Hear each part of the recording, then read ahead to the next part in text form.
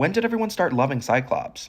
With the Avengers Doomsday trailer, I'm seeing a lot of excitement about James Marsden returning as Cyclops. He has apparently a big moment in the teaser, and a lot of the nerd spaces are freaking out. Everyone is so excited to see Cyclops on their screens, and I am a little bit surprised, I'm not gonna lie. When I was growing up, the two characters that were the most popular were obviously Wolverine and Gambit, and that sort of affected the way that a lot of the media about the X-Men got made, right? If you go on this playlist, I just rewatched the X-Men movies, and I was like, yeah, the only bad part is that they're about Wolverine, right? Everyone loved Wolverine so much in the 90s and the early aughts. He was like the dominant character from the franchise. A lot of people also loved Gambit, which I was just annoyed by. There's a certain type of male wish fulfillment character that's like a little bit too much, right? Wolverine, Gambit, Batman, all of these characters that sort of dominated pop culture in the late 90s, early aughts when I was a kid, where I was like, yeah, a lot of like little boys like these characters, right? Like we get it. Wolverine having the mysterious past and being unable to control his rage, and then Gambit having all of the crazy family stuff and his relationship with Rogue. Obviously, there's a lot of stuff there that people can sort of glom onto, less with Wolverine famously, but like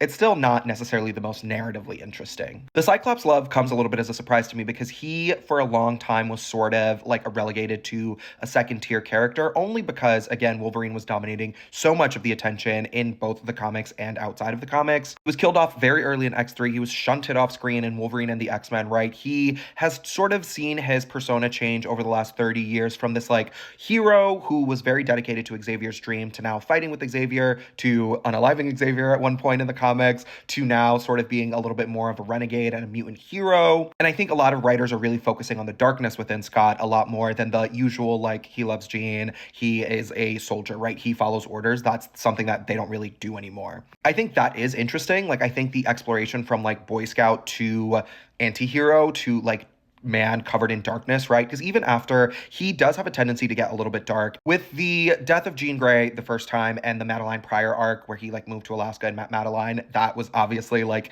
him sort of losing his mind. He's lost his mind a couple of other times. But I think this intense valorization that I'm seeing now is interesting. Like, yes, he is cool. His powers are cool. His family history is cool. He has been through a lot. But I didn't know that people were like loving him the way that they love him now. I also think he's having a very good moment with X-Men 97. Somebody asked me to talk about X-Men 97, and I have to rewatch it. I watched it, and I didn't realize it aired like 2.5 years ago. I'm like, where's season 2? That's what they need to be focusing on. He's having a very good moment with X-Men 97, where again, the Madeline Pryor storyline, and he's getting a lot of really cool action sequences. He like jumped out of the plane. That was very cool. But like, again, I think I'm just trying to wrap my head around this moment that I missed, because I'm like in and out of the comics. I'm catching back up now, and I'm really, really sort of very interested. I want to hear from people why they have like gravitated towards this character. Like, I missed the shift from like, we all love Wolverine to now we all love Cyclops, because like they're going fucking crazy for Cyclops.